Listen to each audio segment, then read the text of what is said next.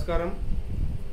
మద్నూర్ గ్రామ ప్రజలకు అదేవిధంగా ఓటర్ మహాశయులకు ముఖ్యంగా పత్రికా సోదరులకు నా పేరు కర్రెవర్ రాములు. నేను మాజీ ఎంపీటీసీ. బాగా రోజుల మీ పత్రికా సోదరుల ముందుకు రాక ప్రస్తుతము స్థానిక సంస్థల ఎన్నికలకు నోటిఫికేషన్ ఇవ్వడం జరిగింది.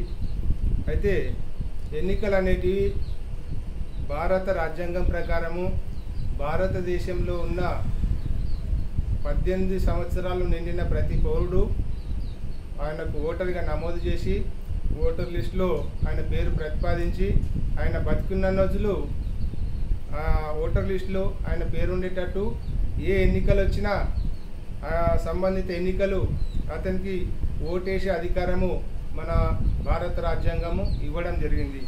అయితే ఇప్పటి వరకు చాలా ఎన్నికలు జరిగినాయి.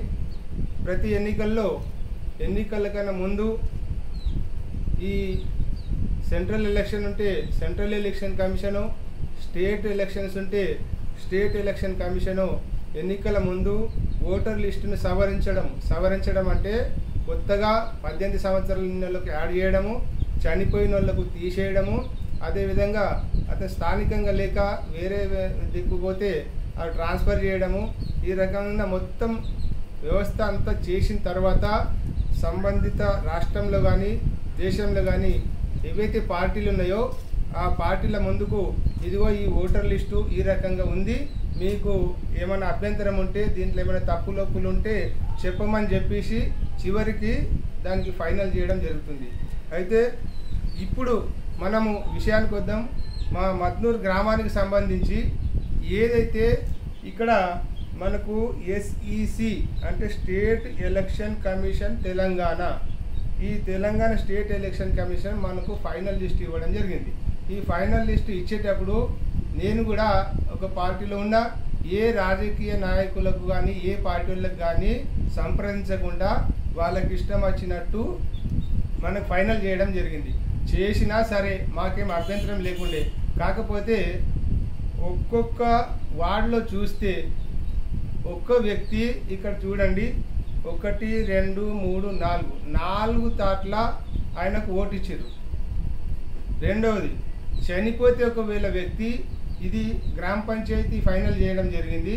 వాళ్ళ ఒకవేళ ఏదైనా వ్యక్తి చనిపోతే గ్రామ పంచాయతీ వాళ్ళే డెత్ సర్టిఫికేట్ ఇస్తారు. మరి వాళ్ళు కూడా 4 తాట్ల చనిపోయిన వాళ్ళకి కూడా 3, 4 తాట్ల ఓట్లు అదే విధంగా ఉంచడం జరిగింది. అయితే మేము అనేది ఏంటంటే ఈ ప్రతి బూత్కు ఒక బిఎల్ఓ ఉంటాడు. బిఎల్ఓకు ఒక 500 ఓట్లు ఉంటాయి. ఆ 5 బూత్లకు పోయి బిఎల్ఓ లేదా ఎవరినన్నా తెలిసిన వాళ్ళకు అక్కడ బూత్లకు తీసుకుపోయి ఒక్కొక్క ఇంటికి పోయి ఈ ఇంట్లో పాత లిస్టు తీసుకొని పోయి ఈ లిస్టులో ఎంతమంది ఇంట్లో ఉన్నారు ఓటర్సు, మరి కొత్తగా ఎవరైనా 18 సంవత్సరాలు నిండినాయా, ఎవరైనా చనిపోయినరా, లేకపోతే ఈ ఇంట్లో ఎవరైనా కిరాయికి కానీ ఎవరైనా ఉండి మరి వెళ్ళిపోయినరా అని ఆ రకంగా సర్వే చేసి ఫైనల్ చేయాలి. కానీ ఈ ఓటర్ లిస్టు చూస్తే మాత్రము వాళ్ళు ముందు ఎలాగ ఉందో దాన్నే మా ముందు పెట్టడం జరిగింది. దీని ద్వారా మనకు నష్టం ఏం జరుగుతుందో మీకు చెప్తా. ఒక వ్యక్తికి 2 చోట్ల ఓటు ఉన్నది అనుకోండి, అతను ఒక చోట ఓటు వేస్తాడు, మళ్ళా ఓటు వేసిన తర్వాత సిర పెడతాడు, ఆ సిర తూడ్చేసి మళ్ళీ ఇంకొక తట్ల పోయి ఓటు వేస్తాడు. దీంతో స్థానిక సంస్థలలో 1, 2 ఓట్లలోనే ఫలితాలు కింద మీద అవుతాయి. మరి దీన్ని దృష్టిలో ఎలా ఉంచుకోలేదని మేము ప్రశ్నిస్తున్నాం. అదేవిధంగా ఏదైతే ఇప్పుడు దగ్గర మా మద్నూర్కి 7,000 ఓట్లు ఉన్నాయని చెప్పేసి లిస్ట్ ఇవ్వడం జరిగింది. ఆ 7,000 ఓట్లల్లో నేను ఇప్పుడు ఇంకా మొత్తం చూడలేదు. మొత్తం చూస్తే దగ్గర 1000 ఓట్లు డబలు చనిపోయినాయి, ఇక్కడ స్థానికంగా లేని వాళ్ళే ఉన్నాయి. దగ్గర 1000 ఓట్లు. ఇది చిన్న మాట కాదు. ఒక గ్రామంలో ఒక 1000 ఓట్లు ఈ రకంగా డూప్లికేట్ ఉన్నాయంటే మరి ఫలితాలు ఏ విధంగా తారుమారైతే మీరు అర్థం చేసుకోండి. రెండోది ఏంటంటే మాకు 6,000 ఓట్లు ఉంటుండే. 6,000 ఓట్లు ఉన్నప్పుడు మాకు 2 ఎంపీటీసీలు ఉంటుండే. ఈ డూప్లికేట్లు ఒక 1000 ఓట్లు యాడ్ అయ్యి ఏమైందంటే 3వ ఎంపీటీసీ అందులో తడిపరిగా చేర్చడం జరిగింది.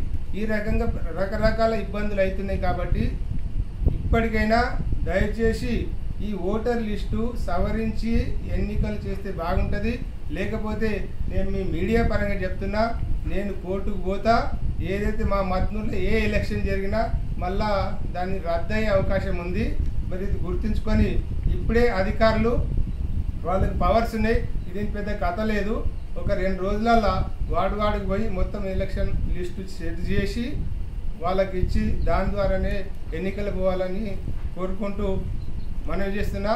రెండోది, మా పక్కకు డొంగ్లీ మండల్ ఉంది. డొంగ్లీ మండల్లో ఎంపీపీ ఎస్సీ మహిళా రిజర్వ్ ఉంది. ఎంపీపీ అక్కడ 5 ఎంపీటీసీలు ఉన్నాయి.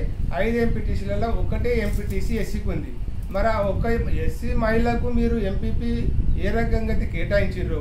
మరి ఉన్న ఒక్క ఎంపీటీసీ కూడా ఎస్సీ దానికి ఎస్సీ మహిళకు పెడితే ఇబ్బంది రాకుండే. మరి ఒకవేళ అది జనరల్ ఎస్సీ జనరల్ ఉంది, అక్కడ ఎవరైనా మరి పురుషుడు గెలిస్తే మరి ఎంపీపీ పీఠంలో ఎవరు కూర్చోవాలి? మరి ఇంత కూడా నాలెడ్జ్ లేకుండా ఇటువంటి చేస్తే జనాలు ఇబ్బంది పడాల్సిన అవసరం వస్తుంది.